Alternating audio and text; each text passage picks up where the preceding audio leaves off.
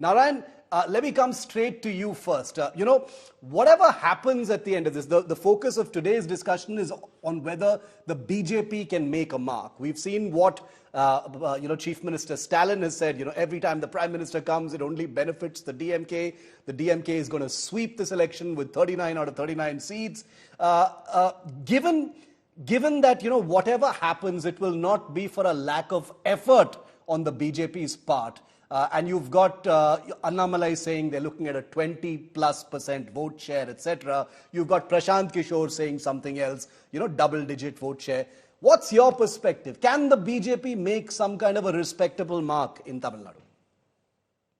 Well, Shiv, I think your question is spot on actually, because the BJP has been working assiduously from the grassroots level right to the top, bringing in big personalities, the Prime Minister himself, and of course, as you said, Annamalai leading the charge. And I think definitely their efforts are likely to lead to a impact in terms of vote share.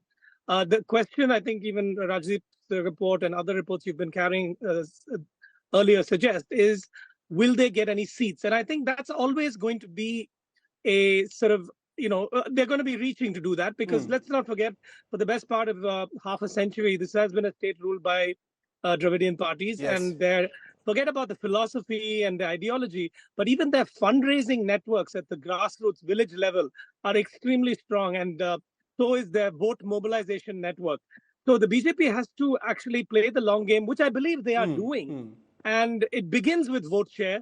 But I think their hope is that over successive elections, it will build up into better and better numbers with seats. And part of that, of course, is the question of the ideology and the philosophy and the clashes that have happened there. And that's where you're going to see the really interesting conversations in terms of how does Dravidianism position itself vis-a-vis Hindutva or the politics of the BJP more broadly. Yes. And what kind of innovation happens in that space. Very interesting, because the long game as far as the BJP is concerned is always something to take into account when someone looks when we look at a difficult state like the Tamil Nadu for the BJP. But the BJP is ambitious. The BJP, like Narayan just said, is putting in the work, and not only not only optically, but also it's building its organization, it's building its cadres at the grassroots level. Dr. Sumant Raman, given the BJP is putting in the work, it's also a realistic party. Here you're hearing about double-digit vote share, etc. That the investments being made in this election are more tuned towards perhaps either the next election or the state elections in Tamil Nadu in 2026. But having said all that, the BJP must be wanting to make some kind of a visible, big takeaway mark in this election as well. Can it do that is the question, Dr. Raman. Shiv, I think that there are two issues here. One, the BJP is going to increase its vote share. That's a no-brainer. Now, the question is, by how much is the only thing that we are arguing about. In fact, about 8 months ago, I predicted that the BJP would get a double-digit vote share in the 24 election, and I still stick by it. They will get double-digit vote share. That's not too difficult to predict. Now, what is difficult to predict is the seat share. How many seats are they going to pick up? And at this point of time, I honestly cannot see the BJP pick up seats. Maybe one here, you never know. In 1 or 2 seats, there could be candidates who have that extra edge and manage to come through. But across the state, this opinion polls predicting 5 seats and 4 seats and all that, I'm sure that's not going to happen.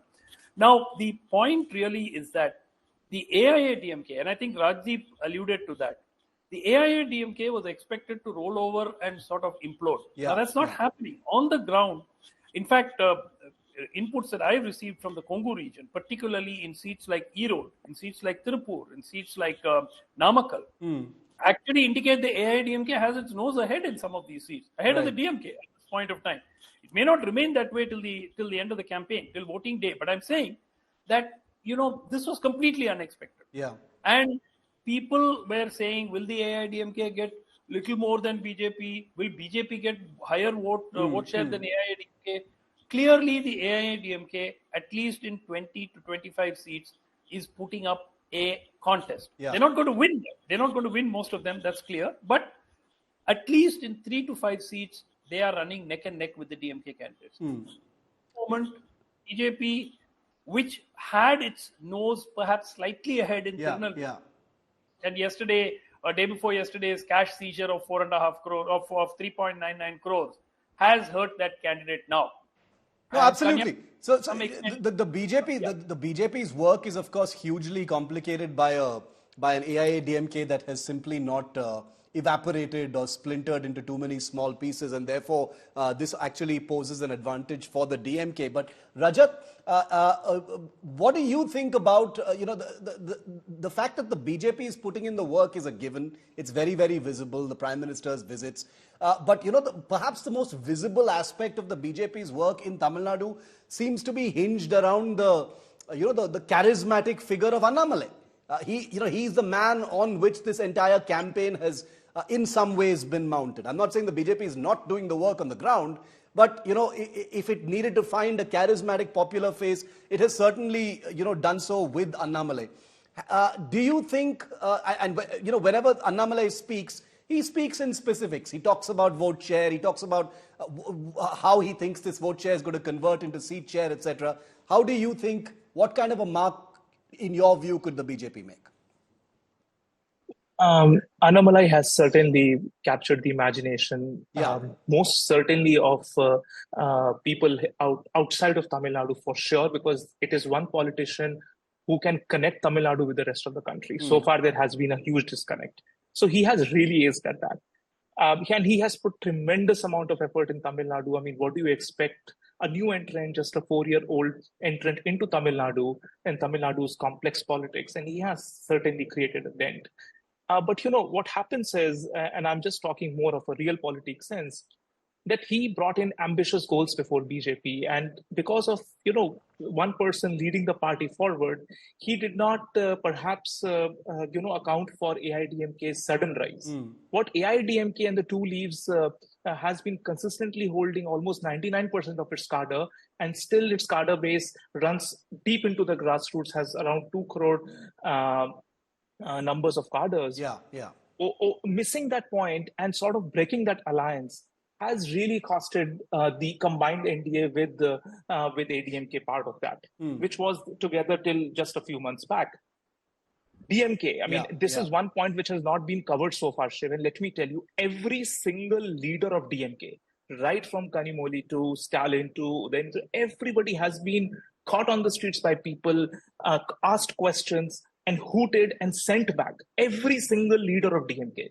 DMK is still holding on to ground only because the opposition is divided between BJP and ADMK. This is the sole reason. Had they been united, I can tell you, and I've been in Chennai for the past 3 months, and I can tell you, had they been united, DMK would have been wiped out from the state, and Stalin would have been running a lame duck government for the remaining 2 years.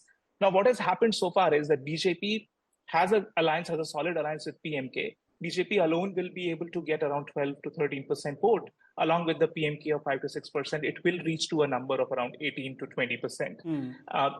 You will see a considerable decline in the DMK's vote share. It used to be 50% in 2019 elections. It will come down between 35 to 38%.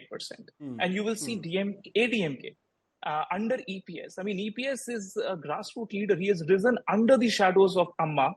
After Amma moving out, everybody believed that he doesn't have the charisma to be able to pull the organization, this big an organization, forward. But that party went through a democratic metamorphosis. Metamorphoses are always bloody and painful, but he sailed and pulled the organization through. And this is where I think some miscalculation happened, where BJP is not with ADMK. They just thought that this is going to evaporate, which didn't happen. This is the reason why we are seeing DMK still leading, and BJP and ADMK trailing. But the thing is, this divided opposition is a reality, and it's what the parties have to finally play with, and the DMK will 100% undoubtedly see it as a blessing, because a splintered AIA-DMK being kind of overwhelmed by the BJP was possibly part of the game plan in the wake of Jayalalitha's death in 2016.